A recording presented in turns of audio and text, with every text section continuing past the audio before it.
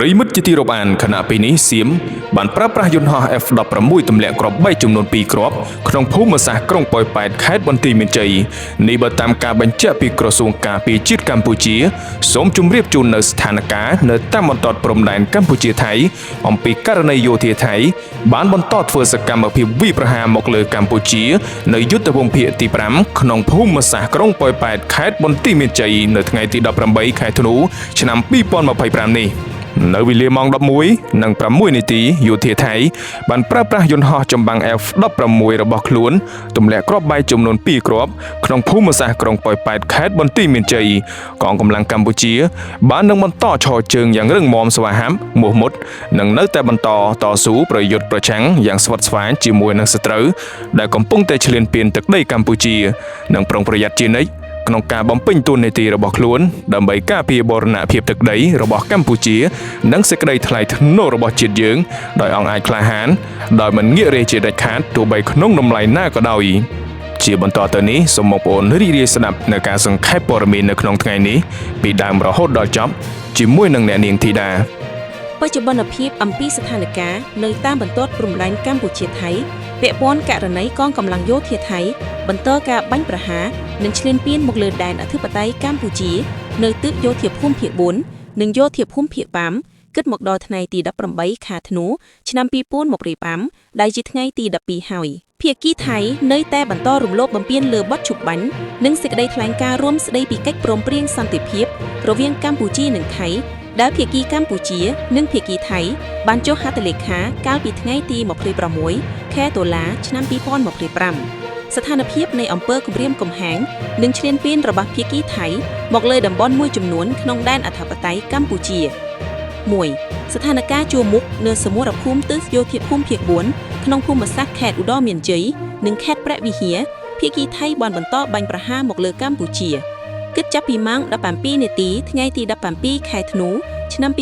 2025រហូតដល់ម៉ោង 10:30 នាទីព្រឹកថ្ងៃទី18ខែធ្នូឆ្នាំ2025ថ្ងៃទី17ខែធ្នូឆ្នាំ2025ម៉ោង 17:30 នាទីយោធាថៃបានបាញ់កំភ្លើងធំប្លង់និងកំភ្លើងគាំទ្រចូលភូមិសាស្ត្រជប់គោគាម៉ោង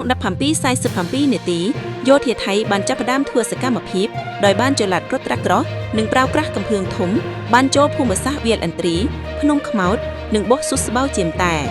សពាវុធធនធ្ងន់គ្រប់ប្រភេទដែលយោធាថៃបានប្រើប្រាស់កំឡុងពេលប្រតិបត្តិការកាលពីម្សិលមិញថ្ងៃទី17ខែធ្នូឆ្នាំ2025ចាប់ពីតាំងវេលាម៉ោង 4:45 នាទីទៀបភ្លឺរួមមានកំភ្លើង DK កំភ្លើង 100 មីលីម៉ែត្របំពាក់លើរថត្រាក់ក្រោះកំភ្លើងធំ 105 មីលីម៉ែត្រនិង 155 មីលីម៉ែត្រកំភ្លើងគាំទ្រគ្រប់ប្រភេទដ្រូនបាញ់ផ្សែងពុលដ្រូនទម្លាក់ភ្លើងដ្រូនអត្តឃាតដ្រូនបំពាក់កំភ្លើងនិងរថត្រាក់ក្រោះថ្ងៃទី18ខែធ្នូឆ្នាំ2025ម៉ោង 5:30 នាទីយោធាថៃបានចាប់ផ្ដើមធ្វើការបាញ់ផ្លោងចូលភូមិសាស្ត្រប្រាសាទតាម៉ាន់ម៉ោង 8:10 នាទីយោធាថៃបានចល័តនៅខាងមុខភូមិសាស្ត្រផ្ទះក្រហមម៉ោង 8:15 នាទីយោធាថៃបានចាប់ផ្ដើមវាយប្រហារនៅភូមិសាស្ត្រផ្ទះក្រហម5មករាភ្នំត្រប់ប្រាសាទសូមធ្វើការបញ្ជាក់ជូនសារជាថ្មីថាគោលដៅនៃការវាយការពារខ្លួនរបស់កម្ពុជាគឺផ្ដោតតែលើគោលដៅយោធាថៃប៉ុណ្ណោះមិនសំដៅលើគោលដៅជូនស៊ីវិលឬទីកន្លែងស៊ីវិលណាមួយឡើយប៉ុន្តែមានតែភាគីថៃទេដែលបានធ្វើការវាយប្រហារមកលើទីតាំងដែលប្រជាជនស៊ីវិលរបស់កម្ពុជានិងធ្វើឲ្យប្រជាជនស៊ីវិលស្លូតត្រង់កម្ពុជាបាត់បង់ជីវិតនិងរងរបួសមានការកើនឡើងការប្រើប្រាស់សវាវុធធុនធ្ងន់ដែលមានសមត្ថភាពបំផ្លាញខ្ពស់គ្រប់ប្រភេទរបស់ប្រទេសថៃរួមទាំងការប្រើប្រាស់យន្តហោះចម្បាំង F-16 រថយន្តបាញ់រ៉ុកែត DTI-2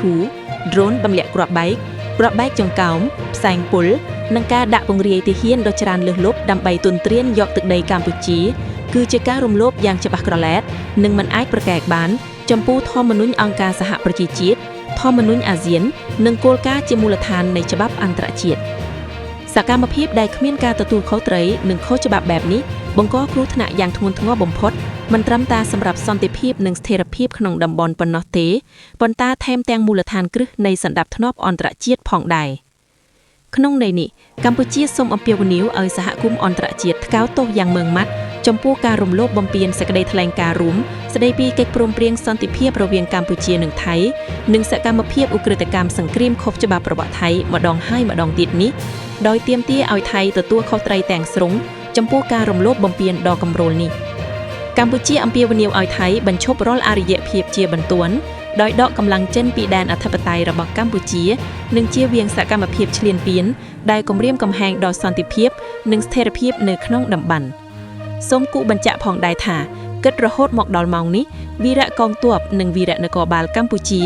បាននឹងកំពុងបន្តឈរជើងយ៉ាងរឹងមាំ